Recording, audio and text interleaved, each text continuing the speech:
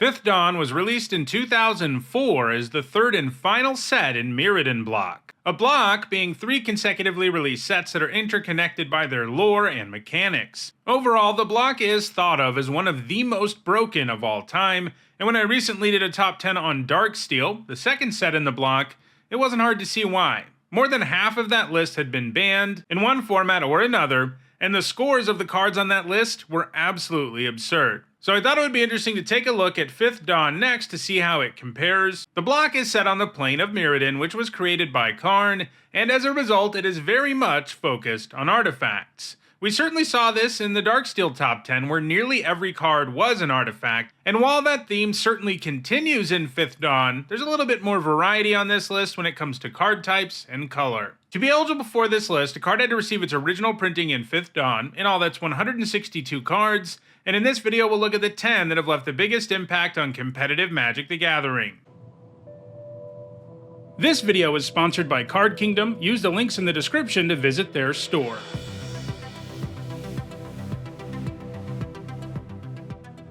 Before we get started, here's a quick reminder on how I rank cards in these videos. A first tier top 8 is worth 2 points. This includes events like Pro Tours, and a second tier top 8 is worth 1 point. This includes events like regional championships. At number 10, it's Trinket Mage, which isn't an artifact. For 2 generic and a blue, it's a 2/2, and when it enters, you can search your library for an artifact card with mana value 1 or less, reveal it, and put it into your hand. Right, so while this isn't an artifact itself, it does still have something to do with them, and indeed, the something it has to do with them is pretty powerful. Adding a passable body to the board and grabbing your best cheap artifact is powerful, especially in formats with a plethora of juicy cards to tutor up. While it saw a little bit of play in both block and standard, it's done more work in Modern, Legacy, and Vintage, which makes sense. Those formats have larger card pools and thus also feature more cheap artifacts that are worth searching up. In Modern, its points have come in Tron and Amulet Titan decks. Tron decks look to get the 3 Tron lands in play as quickly as possible to produce tons of mana. The Mage can grab you an Expedition map, which can help you find those lands. Amulet Titan decks are reliant on getting Amulet of Vigor in play, and Trinket Mage makes that easier. In Legacy, it used to see a lot of play in decks using Sensei's Divining Top to set up miracles, but since that card got banned, it is seeing a lot less play there. In Vintage, Trinket Mage can grab something as powerful as Black Lotus. So it's a pretty good tutor for artifacts, but since the printing of Urza's Saga, the Mage has seen a really big downtick in how much it sees play, to the point that right now it hasn't put up any top 8s in about 2 years. After all, Urza's Saga is more powerful in virtually every way. It takes a little longer to tutor up a cheap artifact, but it also puts it directly on the battlefield, is free to cast, it produces mana, and it makes a token that's going to be bigger than Trinket Mage ever is. So there's a pretty good chance the Mage will eventually lose its spot here. Cards like Pentad Prism and Grinding Station are only a few points behind it and are still seeing some play. At number 9, it's Condescend, another non-artifact, and this one has absolutely nothing to do with them. In all, we will see 4 cards on this list that have nothing to do with artifacts, which is 3 more than we saw in Darksteel. Anyway, Condescend is an X and a blue for an instant that counters target spell, unless its controller pays X, and it also scries too. Scry was actually introduced in Fifth Dawn and is probably the set's biggest contribution to Magic, since it eventually became an evergreen mechanic and is something we see all the time these days. It's a pretty sweet mechanic too, as it doesn't do something completely insane like give you straight up card advantage, but it does help you improve the quality of your draws, which helps games of Magic go more smoothly. Anyway, Condescend is a pretty good counterspell since it can scale all game long, and improving the quality of draws after countering something is no small thing either. While it was played in some fairly typical blue-controlled decks in Standard, the vast majority of Condescend's other points in Extended, Modern, and Pauper have come in Tron decks. Thanks to the potent Tron lands, these decks are the best at pumping mana into X and making it effectively into a hard counter. It is still seeing some play in Modern these days, but most Tron decks have moved away from blue, so it's slowed down there significantly. Like Trinket Mage, Condescend's future on this list may be in jeopardy. At number 8, it's Vedalken Shackles. For 3 generic mana, it's an artifact that you can choose not to untap during your untap step, and you can pay 2 generic and tap it to gain control of target creature with power less than or equal to the number of islands you control, for as long as the shackles remain tapped. Mind control effects are one of the most powerful things you can do in Magic. It's like removing your opponent's creature and getting a token copy of it all at the same time, and the shackles can do it fairly cheaply and at instant speed. which means just the threat of activation can be a complete nightmare for your opponent.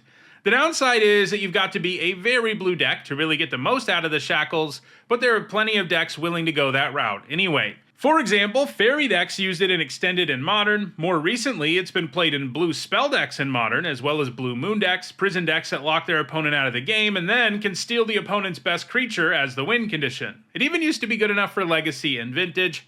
It's still putting up points, especially in Modern. However, the Shackles also aren't seeing heavy play anywhere. At number 7, it's Night's Whisper, one of the cards on the list that has nothing to do with artifacts. For 1 generic and a blue, it's a sorcery that lets you draw 2 cards and you lose 2 life. 2 mana to draw 2 is a really great rate, especially with only 1 colored pip, and it's well worth losing 2 life for. This has led to it seeing play in many formats. In Standard, it was played entirely on the strength of being a good draw spell, and that's been true in other formats too, but there have been some decks where it's extra good. For example, it's been played in Modern Death Shadow decks, which actively want to lose life, as well as in the more recent mono-black control deck, which is all about drawing a bunch of cards and cashing them in on something, like March of Wretched Sorrow, which lets you gain back any life you might have lost while removing something. These decks also use Sheoldred, making Night's Whisper even nastier.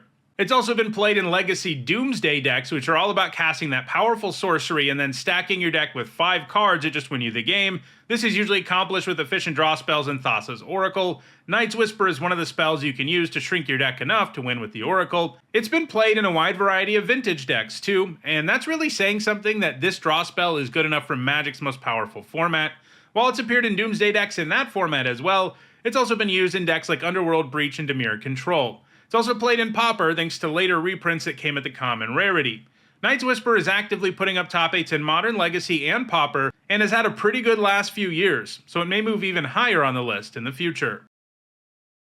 At number 6, it's Auriok Champion, our second consecutive card that doesn't care about artifacts at all. For 2 white mana, it's a 1/1 with protection from black and red, and whenever another creature enters, you gain 1 life. This card is super nasty against black and red, especially aggro decks, which hate the idea of you having a free blocker that they can never deal with, and they also hate that you're going to gain a ton of life once this is in play, since it counts any creature entering, not just yours. While it saw a bit of play in Standard and Extended, it's done the bulk of its work by far in Modern. In the early days of the format, it was more of a sideboard card, used by token decks to bring in against the appropriate opponents, and then it was commonly featured in human sideboards, but it's also been in the main deck of decks that are specifically geared towards life gain, like the Martyr Life or Soul Sisters deck, which ran several cards with Auriok Champion's life gain ability and powerful life gain payoffs, like Serra Ascendant and Ajani's Pridemate. More recently, it's been featured in Heliod life gain decks. These decks use Heliod's Sun Crown and can win the game by comboing off in a number of different ways, like by giving Walking Ballista lifelink and removing 1 counter at a time to ping your opponent to death. You gain 1 life every time you ping your opponent, which puts another counter on the Ballista, and so on. One of the other combos involves Scurryoak and Heliod, and if you have both of those in play alongside the champion, you can make Scurryoak as big as you want and make as many squirrel tokens as you want. This is because a champion gains you life every time a Scurryoak makes a token, and that lets you put a +1/+1 counter on one of your creatures with Heliod, and of course you're going to choose Scurryoak, which creates a loop. Additionally, it's also seen some singleton play in toolbox decks that can grab their 1 copy with Court of Calling when the situation calls for it. So Auriok Champion is a good singleton toolbox card, a good sideboard card, and a combo enabler in Modern, so it's going to keep on gaining points in the format. The cards in front of it are also active and have a significant lead though, so she may only be able to max out at number 6. At number 5, it's Cranial Plating. Really the only all-in artifact card on the list in that it's both an artifact and an artifact payoff. It's 2 generic for an equipment that gives the equipped creature +1/+0 for each artifact you control. It has an equip cost for 1 generic, but you can also attach it to a creature by paying 2 black mana. The nice thing about that activated ability is that unlike Equip, you can do it at instant speed, making it very hard for your opponent to choose what to block when you attack with multiple creatures and have the plating in play. And if you're playing the plating, it's probably offering an absolutely enormous buff, since it's exclusively been played in artifact-heavy decks. The most famous of these are the affinity decks that at various times dominated Block, Standard, Extended, and Modern, and for a time at least, those decks even had access to artifact lands, so the buff from Cranial Plating was really easy to get going. It was especially nasty when you put it on evasive creatures like Ornithopter or Vault Scourge. It has slowed down a lot in recent years though, mostly as a result of Modern's affinity decks moving toward being +1/+1 counter themed, and the plating doesn't really fit once you're trying to go wild with hardened scales. It also has the distinction of being the only card on this list to ever have been banned or restricted somewhere, because it's banned in Pauper. It's still gaining points on occasion in more traditional affinity decks in Modern, but its heyday in the format is definitely over. At number 4, it's Crucible of Worlds. For 3 generic mana, it's an artifact that lets you play lands from your graveyard. That might sound kind of like a silly effect, but there are tons of ways to abuse the Crucible. However, none of those ways really presented themselves in the Crucible's first run through Block and Standard, and when its first points came in Extended in 2007, it wasn't really in decks that fully abused it. Instead, it was played in Gifts Tron decks, which like to cast Gifts Ungiven to grab the Tron lands and the Crucible, which put your opponent in a pretty miserable spot. Legacy and Vintage are where the Crucible has been truly absurd though. It's particularly nasty alongside Wasteland, which is heavily played in Legacy, and Strip Mine, which is heavily played in Vintage. These lands can destroy other lands by giving themselves up, which means you can play the land again every turn and then nuke a land, and doing that for 0 mana each turn is pretty amazing. Legacy has a lands deck that looks to load the graveyard with lands and rebuy them with life from the loam, and the Crucible gives you another way to do that. It's also pretty great with Urza's Saga in both formats, since that's a land that puts itself into the graveyard after generating tons of value, and being able to play it again and start the value train all over is amazing. It's no slouch in Modern either, although it's largely a sideboard card there that Tron decks bring in against opponents who will side in ways to blow up their important lands. It's going to keep putting up top 8s in multiple formats going forward. At number 3, it's Eternal Witness, another 5th Dawn card that doesn't care about artifacts. For 1 generic and 2 green, she's a 2/1, and when she enters, you return target card from your graveyard to your hand.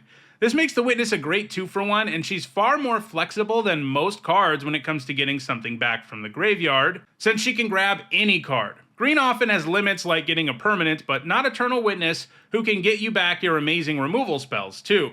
Her most frequent home across all formats have been combo decks that are really reliant on a few specific cards. The Witness gives these decks a way to get back a combo piece that might have been removed. In Standard, for example, she was played in Astral Slide decks that really needed that enchantment in play to do its thing, and she was great to blink with the slide since it would trigger her ability. In Extended, she was played in decks like Alurin, which are all about casting creatures over and over and bouncing them to your hand, and the Eternal Witness is good at setting up those combos, and she's a good creature to rebuy the Enters trigger for too. Modern is where the Witness has done the most work, largely in toolbox decks that can tutor up creatures in their library with ease. While these decks can operate as traditional creature decks, they can also pull off combos. The most infamous of this kind of deck is Birthing Pod, but after the pod was banned in Modern, Collected Company and Court of Calling took its place. This includes more recent Yawgmoth combo decks, which can tutor her up when they need to get back one of their combo pieces. The Witness will definitely continue to add to its score, and I think it's possible she will one day be the number 2 card on the list, but for now that card is Serum Visions. For 1 blue mana, it's a sorcery that draws you a card and you scry 2. Paying 1 blue mana to look 3 cards deep is pretty great, and it makes Serum Visions a very powerful 1 mana draw spell. This has led to it being played in several formats over the years, but Modern is where it's been the most heavily played by far. Formats like Legacy and Vintage have access to even better 1 mana draw spells, Brainstorm the most notably, but for a long time, Serum Visions was like the 1 blue mana draw spell in Modern. So if you were playing any sort of blue deck, whether it was a Tempo Delver deck or a Storm deck, you were playing Serum Visions. This is because the even better Ponder and Preordain were banned for a long time in the format. However, Preordain got unbanned in 2023, and the printing of Consider also led to Serum Visions seeing a lot less play in the format, and it doesn't have a top 8 anywhere since 2023, and that's why Eternal Witness is primed to pass it. Basically, Serum Visions has no regular home in any format right now. However, that can't be said for the number 1 card on the list, which is Engineered Explosives. For X, it's an artifact and it comes with Sunburst, which means it enters with a charge counter for each color of mana that was spent on it. This mechanic was introduced in and is almost exclusive to 5th Dawn, a set that was supposed to have a 5-colored theme, although until we've gotten to this card we haven't really seen it, and that's largely because it wasn't very well executed. But hey, at least the number 1 card reflects that theme. You can pay 2 generic and sacrifice the explosives to destroy each non-land permanent with a mana value equal to the number of charge counters on Engineered Explosives. So you can sort of customize how many counters the explosives enters with, and you can make a choice that lets you do the most damage to the board. This can really devastate your opponent, and because you can so easily decide how many counters it gets, you can make sure it hurts your opponent more than it hurts you. It's heavily played in all three formats it's legal in these days, Modern, Legacy, and Vintage, because it's so good at hating on a wide variety of cards and strategies. After all, it can potentially deal with any non-land, and it can take down multiples. For example, if you're a deck that gets nerfed by Chalice of the Void, it gives you a way to escape being locked out of the game. But there are many more examples than that. Because of its utility and the fact it's colorless, it can be played in a wide variety of decks too. After all, just 1 or 2 charge counters is enough in many situations, especially in the Eternal formats. It's for that reason that Engineered Explosives has amassed a huge score over the years, and it's not going to slow down anytime soon. So those are the top 10 cards from 5th Dawn. While the set certainly has some power, I think it's safe to say that Mirrodin and Darksteel were both way stronger. Still, if you want to get your hands on some of the powerful 5th Dawn cards we have covered here, check out the description where you can find a direct Card Kingdom link for each card that appeared in the video. If you want to make sure you catch future videos, don't forget to subscribe. And if you want to catch up on past videos, including many more that look at specific sets, you should see a playlist on your screen shortly. Thanks for watching.